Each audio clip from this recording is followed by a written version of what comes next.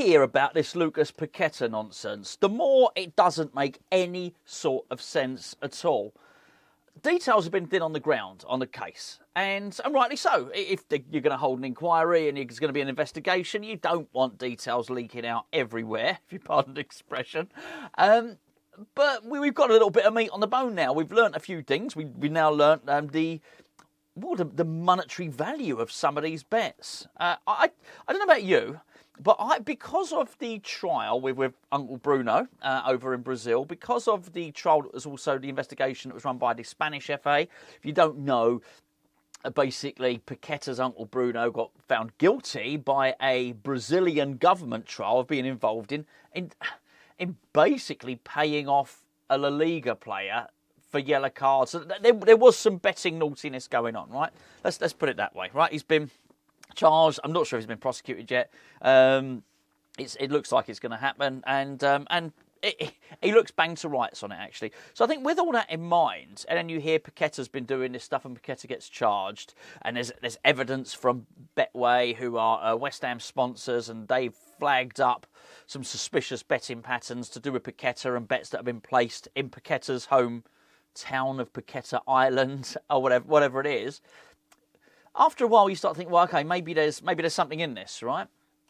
FA have been investigating it for 18 months. And you think, okay, right, you don't want it to be true, but you think, well, could this be? They seem to be really, really determined to get this. Now, I think when you factor all of that in, you start to think, well, is this some sort of betting cartel? Is this some sort of betting syndicate? To what level is Paqueta embroiled? What is he involved? Because if you believe and you concede that his uncle has been found guilty of it and that there's something going on, and then you realise that Paqueta's been investigated, it's almost more difficult to believe that he's not involved. So then you start thinking, well, how bad is it? Is it millions? Is it hundreds of thousands? What's going on here, right? Maybe it was just me that thought that way. I just thought this is going to be big for them to put that much effort into it. The Brazilian government are involved. I know it's a separate case, and the FA are investigating for 18 months. This is big. This is a whopper. And then some of the details come out yesterday. Most of the over half the bets are under 50 quid, under £50. All of them, bar one, were under £100. One of them was £400. The lowest one was £7. £7 quid. And the one that got flagged up as suspiciously large, it's a great term, was, I wonder which footballers are suspiciously large, £30. A £30 bet on Lucas Paqueta to get booked against Bournemouth. If what I heard is correct, right? And I don't have any reason to disbelieve it because there's so many people saying it. Sky started, I think it was Carve Solico on Sky last night who started reporting that stuff. £7 bets, £30 bets. Over half of them are less than 50 quid. Now, listen, don't get me wrong.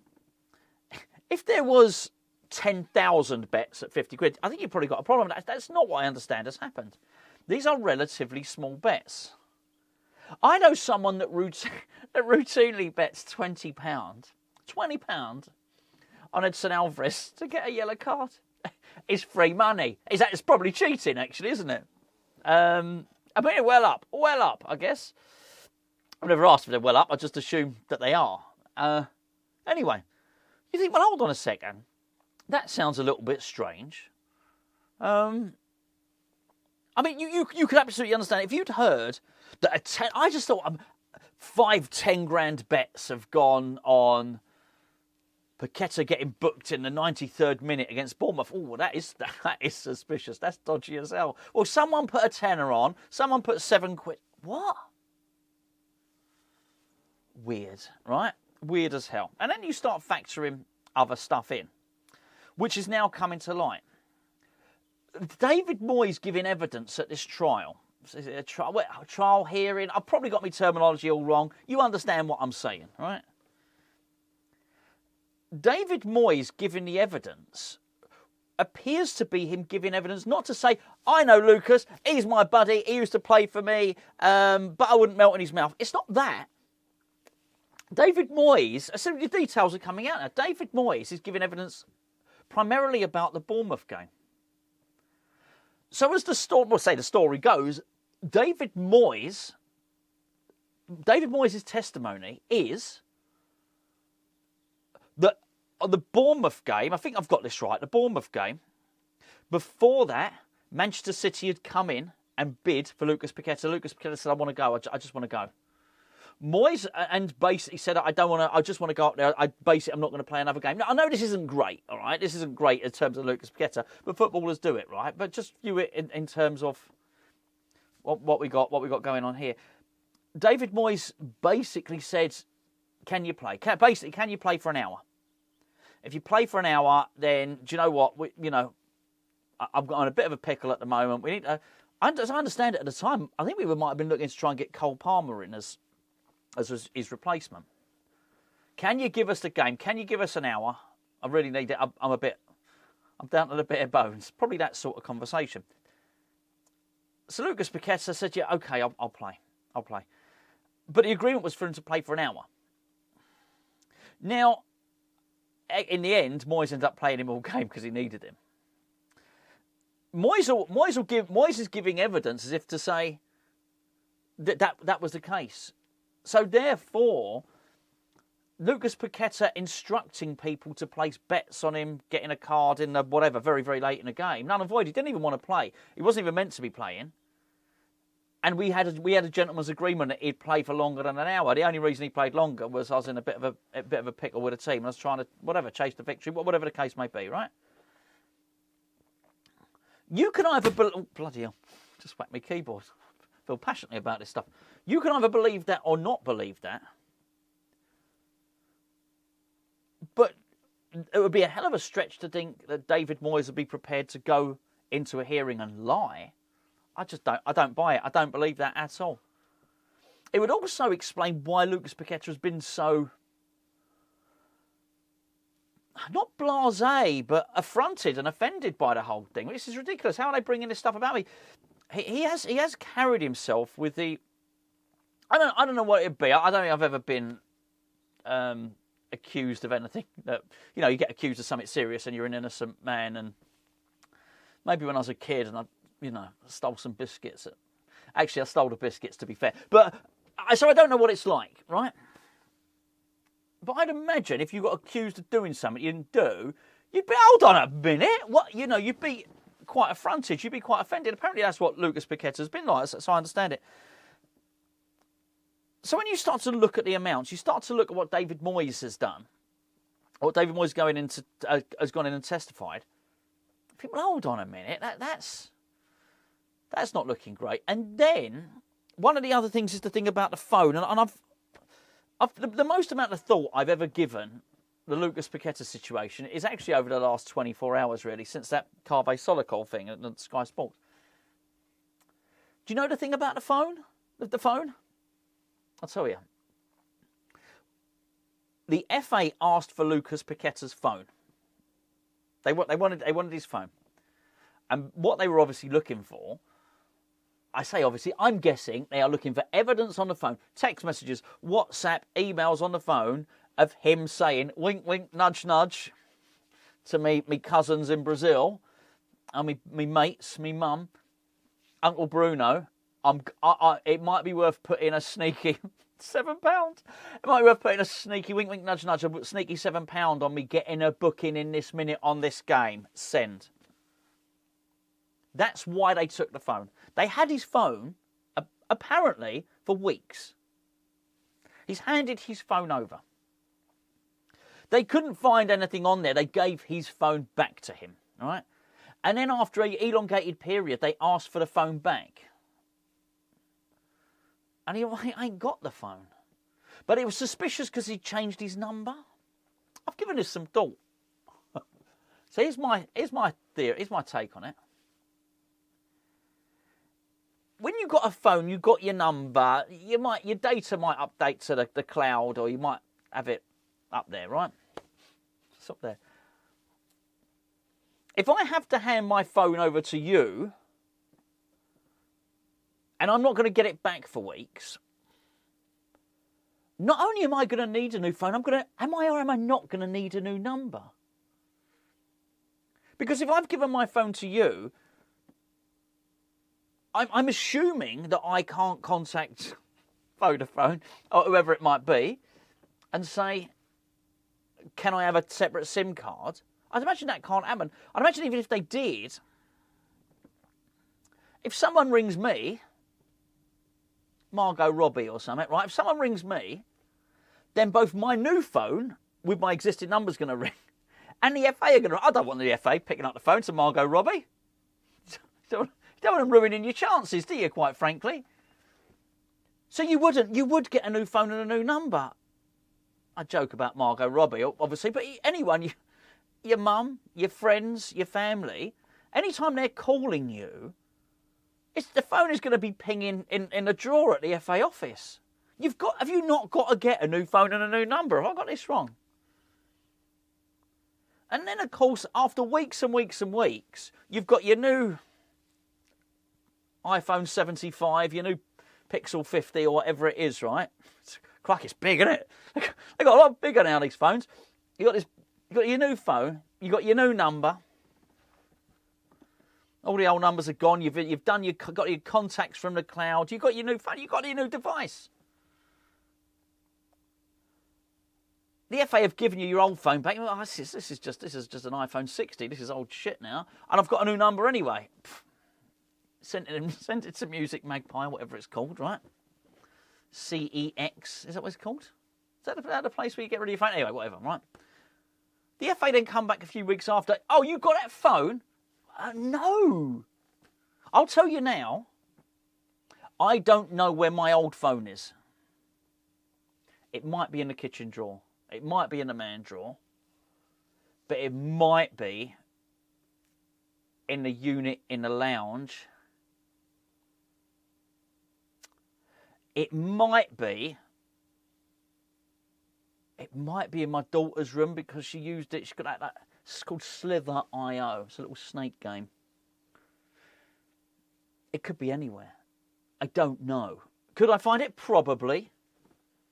But I think if we'd gone to that and then the FA starts saying, well, hold on, you've lost your old phone and you've changed your number. Very suspicious. It's not suspicious, is it? Is it suspicious? I don't think so. So I'm looking at it, I think, this is a load of old shit, isn't it? I mean, it's nonsense. I don't know. I don't have all the evidence. I don't know anything. That's what I'm saying. I feel guilty because he might be guilty. And the more I'm hearing, I'm thinking this is an absolute farce. As I understand it, he's found himself, the person fighting it for him is a sporting QC. Right? He's a sports lawyer, but he's not.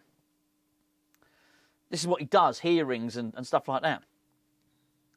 Probably should have taken it to the High Court, truth be known.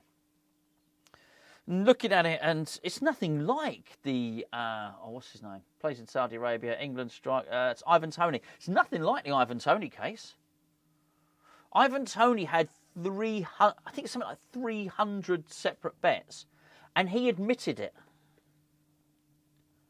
So they didn't have to establish guilt. He admitted it, he said, I did it. All they had to do was find a punishment. That's totally different. So with Paqueta, they got to find guilt. I just, the more I look at this and the more I hear about it, I don't think, well, listen, they're more than capable of finding him guilty. This is one thing I don't understand. Sorry, let me finish my sentence. They can find him guilty, but then he can still take it to the High Court afterwards. I think, ultimately, I don't think this is gonna run. This stuff, it's just preposterous. What I do find odd is that it has been leaked that the FA will be pushing for a lifetime ban. Are you having a laugh? A lifetime ban. And I say this as somebody who I thought, the more I heard, when we didn't have any evidence, I thought, "Whoa, there might be something in this. I thought maybe this would happen." I would have understood it if we'd have been talking about the big stuff that I thought might have been going on at the start. I probably could have understood it, and I actually thought they might throw the book at him. Well, they might still try and throw the book at him, but not over this stuff. You can't do it over this. If this is what they've got, if this is it, they've got no emails, no text messages, no trace, a series of small bets.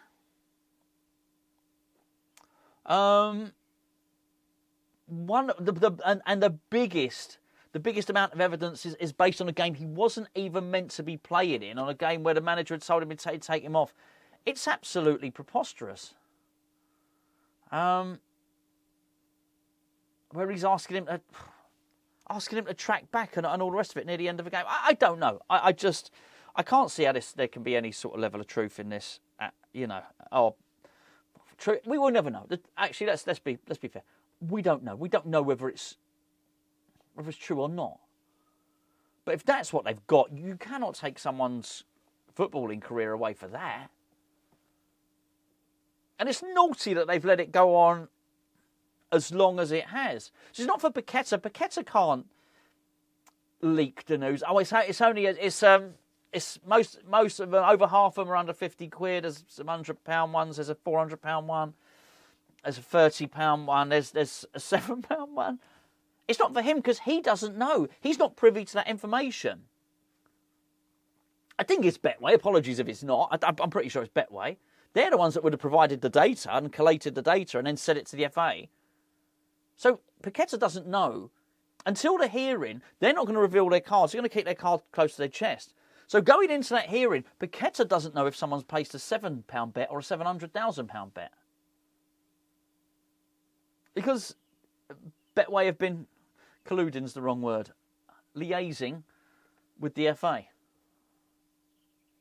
So to let that go on, because if Paqueta would have known, he would have said ages ago, or at least I'm sure would have tried to leak the information. It's penny, you know what I mean by pennies. Comparatively, it's this sort of betting cartel syndicate thing that we thought was actually going on. I feel more positive about it. I feel more buoyed about it. Not that I think ultimately we'll get to keep him. I think, once it's done, if he gets found innocent, I think he goes anyway. I think that's that. He's an asset and he goes and anyway, that's a conversation for another day. But yeah, crazy. You honestly couldn't make this stuff up. You couldn't. I am the one thing that doesn't fit here is how robustly the FA have chased it and pursued it. And if all that's true, and I don't believe for a moment Sky Sports. Do I think Sky Sports can get stuff wrong? Yes. But if that was wrong, they would have corrected it by now. If the £7, the £30, the £100, if all that was wrong, they would have corrected it by now. So if you believe that that's true, then I find it hard to fathom that the FA have pursued this for 18 months as robustly as they have. And clearly they're struggling to take a phone, to have nothing on it, to give it back and say, oh, actually, can we have that phone back, please? Maybe they were just playing snakes on it or something like that the whole time. I don't know. The whole thing seems weird. Very, very weird. And it just seems odd. And I couldn't help but think, if you can hear that, there's a load of seagulls. Well, I'm talking about landlocked here. Well, no, we're near the coast. There's seagulls. Loads of them. Makes me nostalgic with the seaside, actually. I am a little bit surprised that maybe he's not gone in a little bit more robust at the start. So actually, forget this, straight to the High Court. And actually, I'm going to sue you. Because if they find him guilty, that's exactly what will happen. Because I think the moment you take this to a court of law, if everything I have said or I have heard is true, this doesn't stand up in a court of law because it doesn't pass the beyond reasonable doubt thing.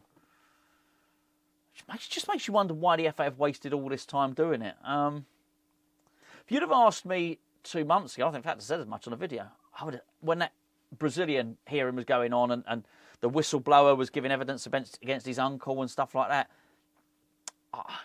and you'd have said to me, what do you think? What do you think is going to happen here? I would have said, I think he's going to get done.